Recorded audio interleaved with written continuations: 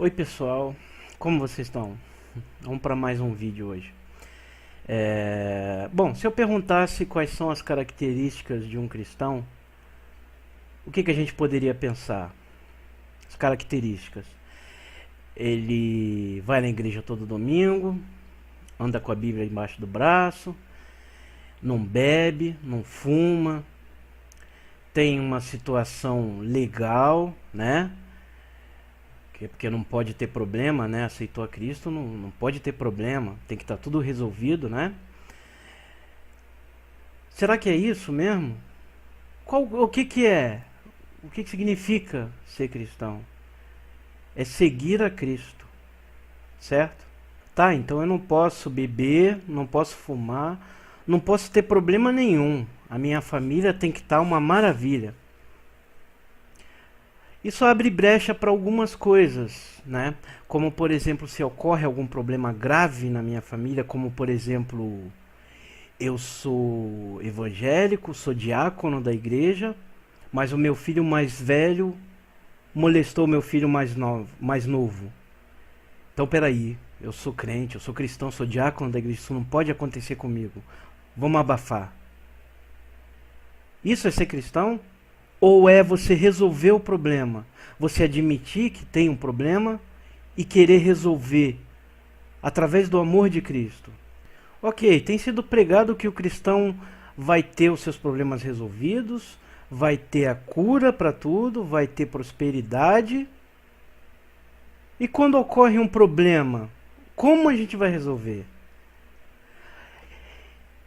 Essa vaidade em esconder nossos problemas para as pessoas não saberem porque eu sou evangélico, porque eu sou crente, essa vaidade gera um problema muito sério para quem não é cristão ou para quem está na igreja e está se afastando. Porque não há nada que não seja descoberto, tanto por Deus, lógico, Deus sabe de tudo, quanto pelos homens mesmo. Por exemplo, como é que eu soube dessa história que eu falei? É uma história verdadeira, de um pastor bem conhecido. Então como é que eu soube dessa história? E sei outras, até piores, mas eu fiquei sabendo. Então, as coisas são descobertas. Agora, se a gente vê que aquilo foi escondido, piora bastante a situação.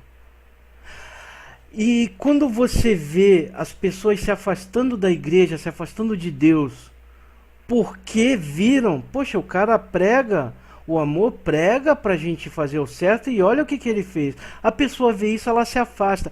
Ela sabe que Deus existe, ela sabe de Jesus Cristo, mas ela se afasta porque ela sente, ué, cadê Deus aqui? Essas pessoas falam de Deus, mas não fazem. Eu vou agir sozinho com Deus. Só que não é legal. Não é o que a Bíblia diz. A Bíblia diz que nós devemos cuidar um dos outros como irmãos. Nós devemos formar uma igreja. Nós devemos estar nessa igreja.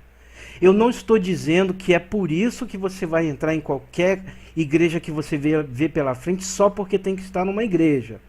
O que eu estou dizendo é: as pessoas têm se afastado de Deus por causa do exemplo da igreja, que não deveria ser assim. Jesus Cristo, quando ele veio, uma das coisas que ele mais fazia era repreender os escribas e fariseus. Chega até a ser cansativo ver Jesus Cristo rebatendo com eles. Mas veja essa situação. Os escribas e os fariseus pregando, falando para o povo fazer isso, e Jesus chegou e falou: vem cá, vocês estão fazendo essas coisas, estão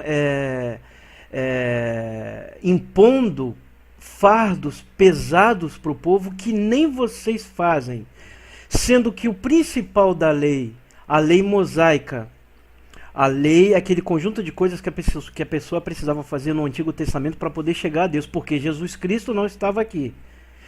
E Jesus que veio cumprir essa lei, dizendo para eles: vocês deviam fazer todas estas coisas, todos os rituais que os fariseus impunham para o povo, mas sem omitir aquelas que é o amor, a misericórdia e o perdão. Ele disse, vocês têm que fazer sem omitir aquele. Ele não disse para ficar só no perdão. Ele não disse isso, ele disse que devia fazer aquela sem omitir essas outras, que era o principal. Ou seja, o que tem sido feito hoje em dia que todo mundo olha? Todo mundo, os ateus olham. Eu vi o resultado de uma pesquisa que foi feita com perguntas bíblicas e religiosas. Os ateus foram as pessoas que mais acertaram as respostas. Os católicos ficaram em último lugar, os protestantes em segundo, depois veio mormons, veio outras religiões. Católicos em último lugar são os que menos sabiam, evangélicos em segundo. Tinha evangélico que não sabia quem pregou o Sermão do Monte. Tinha evangélico que não sabia que o livro, achava que o Evangelho de Tomé fazia parte do Novo Testamento. Tá, o evangélico não sabe dessas coisas, mas ele sabe que tem que ganhar dinheiro, ele sabe qual musiquinha que ele vai cantar no domingo, ele sabe que o irmãozinho está fazendo isso, que o outro irmãozinho está fazendo não sei o que, ele sabe apontar o dedo pro outro, ó, você está fumando, você está bebendo. E ele não pratica aquelas coisas.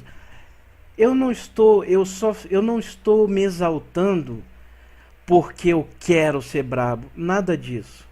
A questão é pregar o evangelho de amor e seguir aquilo ali. As pessoas não têm levado a Bíblia a sério, não têm levado a palavra de Deus a sério. E as que têm levado a sério se deixam levar pelas que não têm levado a sério. O que tem causado espanto em quem é sincero, que está buscando a verdade, que está buscando a Deus. A pessoa, às vezes, está parando de usar droga, desculpa, aceita Cristo, e quando ela começa, se batiza, e quando ela começa a conviver no meio dos irmãos, que vê um monte de coisa errada acontecendo por debaixo dos panos, ela vê, isso aqui não é sincero, cadê o amor? Cadê o que eles pregam? Veja, eu não estou dizendo que evangélico, que nós cristãos não temos problema ou não devemos ter. Não é isso. O que eu estou dizendo é que nós devemos resolver os nossos problemas através de Jesus, através de Deus. Levá-los, olha, eu bebo, ou eu fumo, mas eu quero parar. Tá, eu não consigo parar. O meu filho está fazendo isso com meu outro filho, a minha o fulano de tal está molestando a filha de não sei quem. Não é deixar isso encoberto. Não vai ajudar em nada. As pessoas vão cada vez se distanciando mais de Deus por culpa de vocês, que escondem, que fazem isso. Não é para esconder, ninguém está livre de problemas, ninguém está livre de ser julgado por Deus, tá? O ateu vai ser julgado, o que rejeita Deus claramente, o satanista, o anticristo. Anticristo são toda pessoa que é anticristo. O anticristo de verdade tem um outro nome, mas a gente vai falar disso numa outra ocasião. Essas pessoas que rejeitam claramente a Deus vão ser julgadas, ou seja, o pagão, o pecador vai ser julgado, mas a gente não pode esquecer que a gente também vai. A gente também vai. A gente tem um advogado a nosso favor, que é Jesus Cristo, como está lá na epístola de 1 João, que intercede por nós, um advogado que intercede por nós a cada momento. A gente tem esse advogado, mas como a gente vai ter certeza que o nosso coração, que em nosso coração ele vive mesmo? Você tem certeza que Jesus Cristo realmente está intercedendo por você? Você tem certeza de que ele vive no seu coração? Como a gente pode ter certeza disso? Praticando as coisas que Jesus falou. Tá certo, nós aceitamos a Cristo como nosso Senhor e Salvador, e depois nós começamos a praticar essas coisas, porque isso é resultado de aceitar Cristo, tá? Agora, se a gente está sozinho, é difícil. Como, por exemplo, é, digamos que eu usasse crack, aceitei a Cristo, me batizei, comecei a ver todas essas coisas escondidas, igrejas que não são igrejas, são negócios. Eu não estou dizendo que igreja tem que deixar de existir, não quero falar mal de igreja nenhuma. Eu não preciso. Essas igrejas falam mal de si mesmas, elas mesmas falam mal. Quem olha já sabe de que igreja que eu estou falando, porque elas mesmas falam mal de si mesmas. Pedem dinheiro em nome de Deus, diz que você tem que fazer isso, diz que você tem que fazer. Mas existem maneiras de se fazer. É com amor. Aquela mulher que chegou no templo e deu as 2 moedinhas que tinha, que Jesus virou e falou, essa sim foi a que a oferta dela foi a maior de todas. É o seguinte, as mulheres naquela época, primeiro porque ela era viúva, e segundo, as mulheres nessa época, por causa do falecimento do marido, por isso que as cartas de Paulo falam a respeito, cuidai das viúvas, não sei o que lá. A gente já ouviu, já leu isso e não entende exatamente por quê. Mas a questão é, as mulheres naquela época, elas andavam com roupas, com as moedas penduradas, porque o tempo inteiro, porque se algo acontecesse com o marido, ela estava totalmente perdida, ela dependia daquilo. Muitas vezes eram até moedas de pouco valor, como aconteceu com essa mulher. Ela deu um tipo de moeda que nem era aceito como sacrifício. Em segundo lugar, mulheres não podiam dar oferta. Ela deu o que ela tinha. Mas Jesus quer isso? Que a gente se ferre? Que a gente dê todo o nosso dinheiro? Jesus quer de verdade isso? Claro que não. O que Jesus estava apontando era a atitude dela. Eu confio em ti. Eu confio. E deu o que ela tinha. Confiar em Deus, não no que o pastor disse, não no que fulaninho disse. Veja, eu não quero tirar a autoridade dos pastores. Não estou dizendo que pastor não é nada, não estou dizendo isso não. Eu só estou dizendo aqueles que agem dessa forma são facilmente identificáveis, porque eles se identificam por si só, certo? Mas existem muitas igrejas sérias, com pastores sérios, que querem a salvação das pessoas. E existem as que só querem dinheiro. Infelizmente, as que só querem dinheiro aparecem em televisão, fazem um monte de coisa. Essas igrejas acabam servindo de exemplo para quem quer falar mal de Cristo, para quem quer desviar as outras pessoas da igreja. Devemos tomar cuidado com a forma como a gente se comporta. O nosso testemunho, veja, os cristãos são o argumento de Deus na terra. É esquisito isso que eu estou falando. Mas é por causa dos cristãos, de quem segue a Deus, que isso tudo aqui não foi destruído. Deus não deixou de destruir o mundo porque a árvore é bonitinha, porque o rio é bonito, é lindo. As montanhas da Escócia têm uma beleza arrebatadora. Os animais, os cachorros. É lindo, sim, mas já foi tomado pelo diabo. O diabo, quando chegou para falar com Deus na questão de Jó, ele chegou e disse, eu estou aqui. Deus perguntou, de onde vens? Em hebraico, essa frase, a tradução correta da palavra, sugere uma ideia que não tem como a gente traduzir. Mas ela sugere uma ideia assim, o que você está fazendo aqui? Você não tem o direito de estar aqui. Só que Satanás vira, eu vim de rodear a terra. O que isso significava? Ele veio do reino dele. Era o que os reis faziam naquela época, para investigar se uma pessoa estava contra ele ou não. Eles se disfarçavam e andavam pelo reino para saber se tinha alguém contra, para eles matarem essa pessoa, logicamente, ou grupos, né? E Satanás, ele chegou e disse, eu tenho direito de estar, porque eu rodeei a terra e ninguém se opõe a mim. Eles estão fazendo o que eu quero. Tudo o que eu quero. De fato, estão. Mas Deus virou e falou: viste meu servo Jó?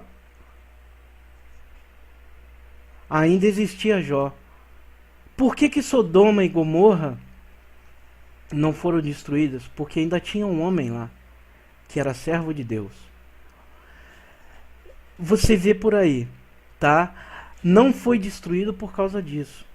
Nós somos o argumento de Deus. Nós somos o principal fato da terra não ter sido destruída ainda. Mas veja bem, não é só os cristãos que Deus ama. Deus ama a todos. Ele quer que a todos sejam salvos. Na Bíblia diz: Deus não tem prazer. Eu não sei exatamente agora para poder falar as palavras exatas, se é Deus falando em primeira pessoa ou em terceira. Mas o texto diz que Deus não tem prazer na morte do ímpio. Ele ama o ímpio também. Nós cristãos não podemos pensar que quem não segue a Deus não é especial. A parábola do filho pródigo diz justamente isso. O filho, não sei se foi o primeiro ou o segundo filho, deixa a casa, pede toda a herança. Não, poxa, é filho pródigo, lógico, é o primeiro. Ele pede tudo, sai da casa, pede tudo para o pai: eu quero toda a minha parte da herança. Sai, gasta tudo e estava no fim comendo lavagem de porco. E o outro filho quis ficar com o pai, estava lá tranquilo. Quando o outro filho resolve voltar para casa, o pai faz um banquete, uma festa enorme. Por quê? O outro filho ficou com ciúme. Mas pai, eu estou sempre contigo e não ganho festa assim. E o pai falou: o quê? Meu filho, você está comigo sempre, você já tem tudo. A minha alegria dele estar voltando é que é muito grande. Então, quando uma alma se volta para Deus, Deus faz uma festa com os anjos. Uma festa no bom sentido, tá? Eu não quero escrachar aqui. Mas a alegria que ele fica, e diversos anjos também ficam, da pessoa ter se voltado para Deus. Né? E o testemunho que muitas pessoas têm dado tem destruído toda a questão do amor de Deus com relação às pessoas. Tem feito pessoas que querem abandonar o crack, ou o cigarro, ou a maconha, deixarem, porque elas não encontram lugar. Elas são sinceras, querem, porque veja bem, a pessoa que usa droga, ela não usa porque acha bonitinho. É legal ficar doidão, não entender nada. Vamos pensar, quais foram os momentos mais felizes da nossa vida? Eu estou falando do ponto de vista de uma pessoa que usa droga, tá? Porque eu também usei. Quais foram os momentos mais felizes que eu tive? Nenhum deles foi quando eu estava drogado. Nenhum. Todos os momentos felizes que eu tive foram quando eu estava lúcido. A pessoa usa droga quando ela não suporta mais a dor que ela está sentindo. Então as pessoas apontam: ele é um drogado, ele não quer sair da droga, ele não sabe o que faz, está destruindo o corpo. É errado isso. Eu não estou dizendo que a gente deve aprovar, vamos todo mundo puxar um baseado no meio da igreja. Não estou dizendo isso. O que eu estou dizendo é que essas pessoas, não todas, lógico, não todas, mas as que buscam a Deus e que acabam voltando para esse caminho, elas não querem aquilo. Mas ninguém quer. Por que eu vou querer ficar drogado? Não quer. A pessoa só quer que aquela dor diminua, que saia dela. Então ela tem a chance de entrar na igreja, de encontrar Deus e de ser batizada, de aceitar Cristo como Salvador, tá sincera, em tudo aquilo ali e vê uma cacetada de problema dentro da igreja escondido por debaixo dos panos. Ela se afasta da igreja, os amigos acabam abandonando essa pessoa e ela começa: o que, que eu vou fazer agora? Os amigos da igreja, né? Porque os amigos que usam também, eles não abandonam. Não. Quer usar? Opa, vamos lá, são os primeiros para te vender, para levar para você, não é? E aí eu digo, essa pessoa vai fazer o quê? Ela vai acabar voltando, certo? Ela vai acabar voltando. E baseado em quê? Em que razão ela vai voltar? Ela vai começar a achar que Deus não existe, vai começar a duvidar de um monte de coisa e no final do dia vai acabar se drogando para conseguir dormir. Ela gosta daquilo? Não, ela não gosta.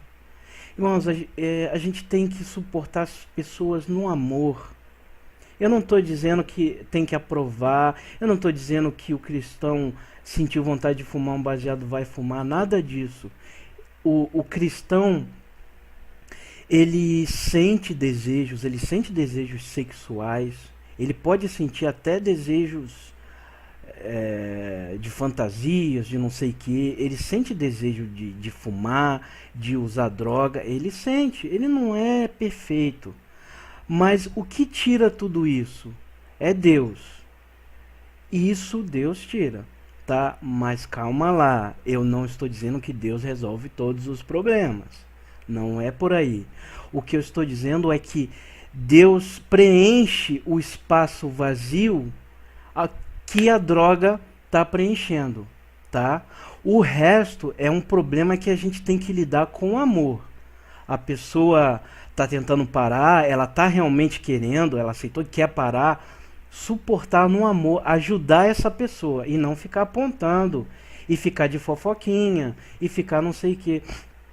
Irmãos, a mensagem de Deus sobre o amor através de Jesus Cristo é tão grande e tão profunda que quando a gente experimenta isso através do estudo da Bíblia, através da oração, você vê que na verdade Deus não se importa nem com o nosso corpo. Pera lá, eu vou explicar. A nossa vida já está condenada. O nosso corpo já está condenado. Já está cheio de pecado. Não há mais lugar para coisas justas em nosso corpo. Se você acha isso, que você é santo, leia a Bíblia. Estude mais sobre o que Deus falou, sobre o que Jesus falou. Nós não somos merecedores de sermos salvos, mas o somos através de Jesus Cristo. Não é por causa do nosso comportamento. O nosso comportamento é um resultado disso, mas não é o comportamento que leva. Veja, não é o comportamento que leva a gente a Deus, que leva a gente a ser salvo, a encontrar a salvação. É encontrar a salvação que leva ao comportamento. Você tem que saber aonde exatamente nessa parte você está, para então a gente poder servir de exemplo para os irmãos que estão precisando, para as pessoas que precisam de Deus e não estão encontrando lugar para louvar, para adorar, porque está tudo trocado. Está tudo trocado. Os problemas precisam ser resolvidos com amor em Cristo, tá? Porque você já aceitou a Cristo, tem os problemas, está resolvendo, mas eles têm que ser resolvidos. Eles têm que ser trazidos à luz para poder ser consertados. E outra, cuidado com o testemunho que você está dando para aqueles que estão fora da igreja, para aqueles que estão afastados. A gente não tem noção, mas dependendo da forma como agimos, nós podemos ser responsáveis por almas se perderem. Estamos realmente praticando o Evangelho? Quantas vezes você tem estudado a Bíblia? Não, mas o livro do Crepúsculo leu, né? O Harry Potter leu. Não, e a Bíblia? E a Bíblia? Ah, mas é complicado? Não, a gente estuda. Se você quiser, eu até faço estudo para você aqui pelo YouTube mesmo. Vamos estudar a Bíblia, a palavra de Deus. Eu não estou dizendo que você não pode ler Harry Potter, que você não pode ler Agatha Christie. Claro que pode. Leia. Você precisa se distrair. É gostoso. Não estou dizendo isso não. O que eu estou dizendo é, a nossa salvação é a coisa mais importante da nossa vida. Estamos cuidando bem disso? O nosso amor pelo próximo está levando o próximo a Deus? Estamos realmente, e isso é o mais importante, estamos cuidando dessa área ou a gente só vai para a igreja cantar musiquinha legalzinha? Estamos. O livro de Hebreus fala que o louvor são os lábios que professam o nome de Jesus Cristo. Certo? É isso que é louvor. Estamos fazendo isso? Estamos louvando a Deus realmente? Dando o exemplo de Cristo. Outra, Cristo não falou que a sua vida aqui vai ser uma maravilha. Ele falou: no mundo tereis aflições, mas tende bom ânimo, eu venci o mundo. Em outra passagem ele diz: é mais fácil um camelo passar pelo buraco de uma agulha do que um rico entrar no reino dos céus. Você é cristão? Você viu esses versículos na Bíblia? Então por que você não está valorizando eles? Vamos ler a Bíblia. Tá, mas não é isso que você está dizendo. Tá, tudo bem. Vamos estudar e ver. Acontece que esses versículos que eu citei, é isso que eu estou dizendo. Quando você encontrar uma passagem que de repente você não entenda, vai direto para o que Jesus falou a respeito daquilo. Tá chato estudar a Bíblia, não estou entendendo nada? Então leia o livro de Mateus. Tem aquela parte no início que fala da genealogia de Jesus, para provar que na linhagem dele, ele veio de Davi, a linhagem de Davi. E depois começa a história mais linda do mundo, que é o sacrifício de Jesus por nós. Leia o máximo que você puder. Não entende nada do resto da Bíblia? Leia aquilo. O que Jesus, há muitas coisas que Jesus fala cujos detalhes a gente não consegue entender quando ele faz comparação sobre o sal, quando ele fala: vós sois a luz do mundo. Tem certas coisas que a gente não entende porque é necessário a gente entender um pouco da cultura hebraica, mas o principal a gente consegue entender. E o que a gente não conseguir entender, vamos estudar, vamos ver aqui. Mas a primeira coisa, irmãos, pense no exemplo que você está dando para o irmão que está se afastando, para aqueles que precisam ser salvos. Não é o exemplo que você está dando para quem não está nem aí. Muitas vezes a gente se preocupa em dar um exemplo para uma pessoa que não está nem aí. Não estou dizendo que você não tenha que dar o exemplo para ela. Tem que dar, mas tem que dar para as outras também que precisam. Não é porque você vê que um cara tem dificuldade em parar de beber ou tem dificuldade em parar de usar droga que ele é menos importante. Ele é importante também. Também não estou dizendo para você ir no bar, pegar tudo que é bêbado, vamos para minha casa que eu vou te dar comida, eu vou te ajudar, Jesus vai te salvar. Não. Essas pessoas com problemas já estão dentro da igreja. Ajude elas. E o exemplo delas vai ser levado a outros. Tá? A nossa vida aqui não importa. O apóstolo Paulo disse: morrer para mim é lucro. Lógico que é. Nós vamos estar com Deus. Não é melhor do que isso aqui? Não é melhor do que você ter um iPhone, um iPod e um Range Rover e morar numa mansão? Se você tiver tudo isso e o vazio continua no seu coração, você se sente como órfão, você vai deitar, essas coisas preenchem? Não, você precisa de outras. Então a gente se distrai cada vez querendo mais coisa. E o vazio está sempre lá. Esse vazio é Deus que preenche. Não é, a gente tem que entender isso. A nossa vida aqui, o planeta em si já não vai durar, não vai. Nós vamos morrer muito antes. O importante aqui é a nossa salvação, é o que Deus quer. Deus não quer esse planeta, Ele criou. Ele pode criar outros melhores. O que ele quer é um homem que está aqui, o homem que mesmo não sendo cristão, mesmo não conhecendo a Deus, é capaz de amar. Não é que só cristão que ama, não. Ateu ama também, ama a mãe, ama o pai, ama ao cachorro, tá? Eu não estou falando isso em tom de zomberia, em tom de zombar, não. Eu estou falando isso porque quem tem cachorro gosta do cachorro. E vai alguém lá atacar o cachorro para ver se ele não vai virar uma fera. Ama o cachorro, ama a mãe, ama a namorada. Ateu ama sim. Ateu não é desumano, não. É tão humano como nós. É por isso que Deus liberou o evangelho para os gentios, para quem não era da linhagem judaica, para quem não era israelita. Agora todos podem ser feitos filhos de Deus através de Jesus Cristo. Todos podem. O ateu também pode, todo mundo pode. É só a pessoa querer. A pessoa tem que querer. Mas todos podem. Tá? É isso que eu queria falar para vocês hoje, irmãos. Vamos cuidar do nosso exemplo como cristãos, o nosso exemplo de amor. Não vamos nos agarrar no dinheirinho que a gente tem no banco. Não vamos. Jesus Cristo falou: olha para a ave nos céus, elas não plantam nem colhem. E Deus as alimenta mesmo assim. Jesus disse que Deus as alimenta. Deus as alimenta. Certo?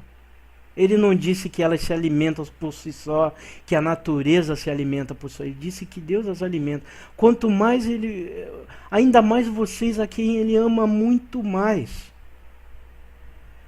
Deus cuida de nós, mas nós precisamos saber buscar. Como buscar? Essa palavra é vaga, né? É vaga. É orando, é estudando a palavra de Deus. Estudando a palavra de Deus, a gente consegue encontrar explicações para as nossas dores, para muitas coisas que a gente muitas vezes não encontra. Por que o meu carro quebrou? Eu já estou devendo aluguel. Um crente, digamos, um crente na igreja. Eu estou devendo aluguel, mas o carro que eu usava para trabalhar quebrou. Minha mulher me deixou, me traiu. Meu filho morreu. Tudo isso de ruim está acontecendo comigo. Você encontra a resposta na Bíblia. É possível. A gente encontra. Deus fala conosco também através do Espírito Santo. Quando a gente fecha os olhos e ora em silêncio com Ele, Ele responde. Não Ele diretamente, através do Espírito Santo. Responde. Às vezes a gente exige uma resposta porque a gente acha que é a melhor. Então a gente acha que Deus não resolveu o problema, ou acha que Ele não falou naquele momento em que você orou. Mas fala, na hora certa Ele fala. É que a gente não sabe interpretar. A gente não sabe. E como interpretar?